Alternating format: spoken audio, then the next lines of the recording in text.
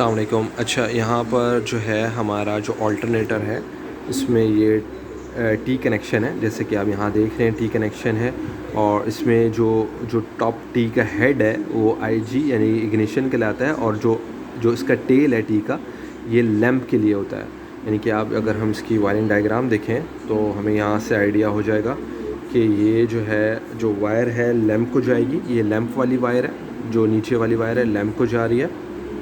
और इसी तरीके से जो ये वायर है इग्निशन पर जा रही होगी। तो जो भी टेक्नीशियन इनको फ़िक्स करेंगे वो ये चीज़ को मद्देनज़र रखेंगे कि वायरिंग के अंदर जो है जो हेड है टी का, उसमें इग्निशन की वायर आनी चाहिए, यानी कि 12 वोल्टेज जो है स्विच के साथ हो। और जो ये वाली जो वायर है वो हमारी लाइट पर होगी, जो क्लस्टर पर लाइट ऑन होती है ना, जो मीटर पर लाइट ऑन होती है, ये वो वाली लाइट है। ये हमारा स्विच और ये पूरी इसकी एक डायग्राम है। इसको ओवरव्यू में आपको दे देता हूँ।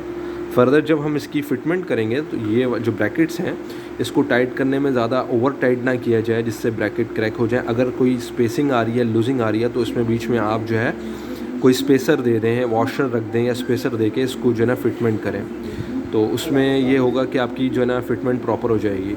फर्दर ये हमारा जो ऑलरेडी सब जानते ही हैं, ये वाला पॉजिटिव होता है हमारा बैटरी का पॉजिटिव, जो बैटरी से डायरेक्टली कनेक्टेड होगा। ठीक है, ये डायरेक्टली बैटरी से कनेक्टेड होगा, बाकी ये बॉडी ग्राउंड होगा। थैंक यू, अस्सलाम वालेकुम।